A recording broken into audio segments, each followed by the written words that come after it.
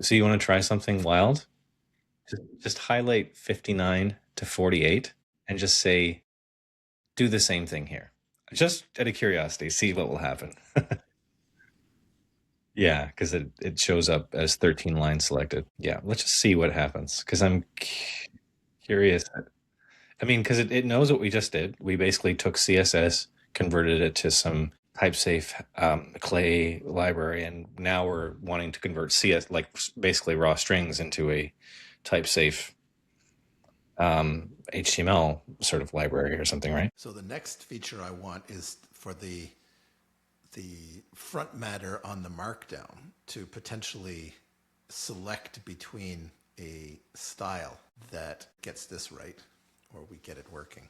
I So want it to have multiple Haskell files, each of which is like, this is for rendering this kind of page and this is for rendering that kind of page. right, like layouts. Yeah. Look at that. Look at that. It actually interpreted our request. Now it did it right. It's an Haskell. That's great. Lucid. Okay. I mean, if you're curious, if you're like uncomfortable with giving it that level of control, you could be like, what alternatives are there to Lucid? But I don't know. It's up to you. Yeah, well, I'm going to ask it some questions afterwards, like, what did you just do here? Mhm. Really can treat it like a developer. It's not making bad choices, so I'm happy to keep working with it. Render page. Page title. Interesting. Okay. Need to import the. Okay. I thought it said improve. I was going to say, okay, cool. Well, what's this right here, Nathan? That's how close you are to a compaction event. And at that point, you will lose a little bit of context, although it will try to encapsulate everything we just did in this session into a new session.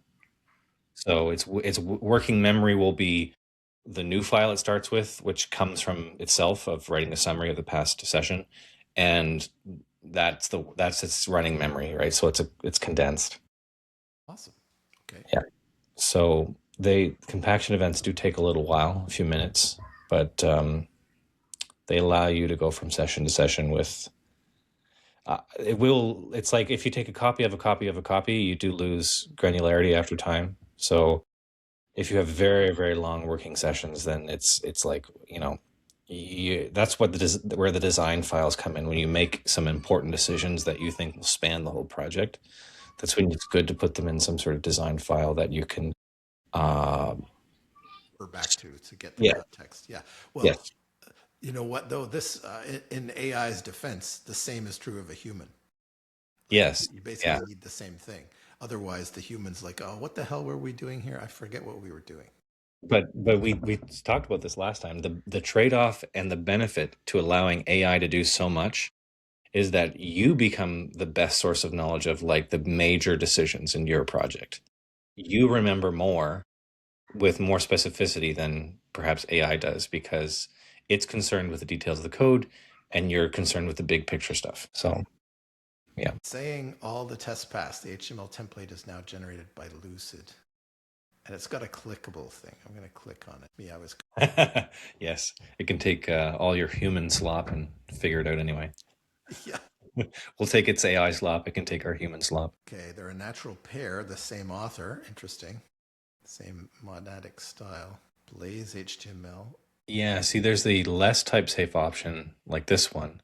And I'm curious to know, like, another interesting question would be like, when I said do this, do the same with this, what was your thinking? Like that, because it also chose the most strongly typed option. So that's like interesting to me.